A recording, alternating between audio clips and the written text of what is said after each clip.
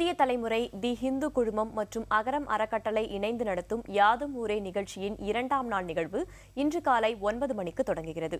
அது குறித்து தகவல்களை தருகிறார் நமது செய்தியாளர் கவிக்குயில் சரோஜினி. வெள்ள பாதிப்புக்கு பின்னர் தமிழகத்தில் உள்ள நீர்நிலைகளை பாதுகாப்பதன் அவசியம் குறித்த கருத்தரங்கம் சென்னையில் நடைபெற்று வருகின்றது. புதிய தலைமுறை தி ஹிந்து மற்றும் அகரம் ஃபவுண்டேஷன் ஆகிய குழுமங்களினால் இந்த கருத்தரங்கமானது நேற்றும் இன்றும் 2 நாட்களுக்கு நடைபெறுகின்றது. நேற்று தொடக்க விழா நிறைவடைந்த பின்னர் இன்று காலை 9 மணி அளவில் 2ஆம் நாள் நிகழ்வுகள் தொடங்க இருக்கின்றன. காலை 9 மணி அளவில் நம்மால் முடியும் அந்த நிகழ்ச்சியின் காட்சி பதிவுகள் காட்சிகளாக வர இருக்கின்றன. அதனைத் தொடர்ந்து அமர்வுகள் நடைபெற இருக்கின்றன. நீர் மேலாண்மை என்ற தலைப்பில் சக்திநாதனும், நீர்நிலை சீரமைப்பில் தன்னார்வலர்களின் பங்களிப்பு என்ற தலைப்பில் அருண் கிருஷ்ணமூர்த்தியும் உரையாற்றுகின்றனர்.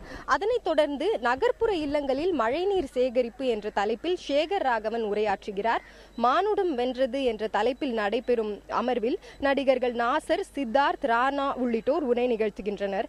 அதனைப் போலவே சத்தீஸ்கர் மாநிலம் சுக்மா மாவட்ட முன்னாள் ஆட்சியர் அலெக்ஸ் பால் மேனனும், மனித உரிமை செயல்பாட்டாளர்கள் பேராசிரியர் கல்யாணியும் உரை நிகழ்த்த இருக்கின்றனர். இந்த அமர்வுகள் எல்லாம் நடைபெற்று இதில் விவாதங்கள் எல்லாம் செய்யப்பட்டு நீர்நிலைகளின் பாதுகாப்பதன் அவசியம் என்ன என்பதும் அதனால் ஏற்பட போகிற பலன்கள் என்ன என்பதும் விரிவாக விவாதிக்கப்பட இருக்கின்றது.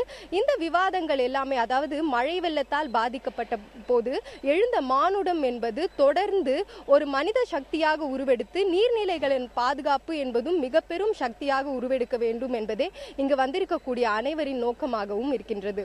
புதிய தலைமுறைக்காக ஒளிப்பதிவாளர் சதீஷ்குமாருடன் கவிக்குயில் சரோஜினி.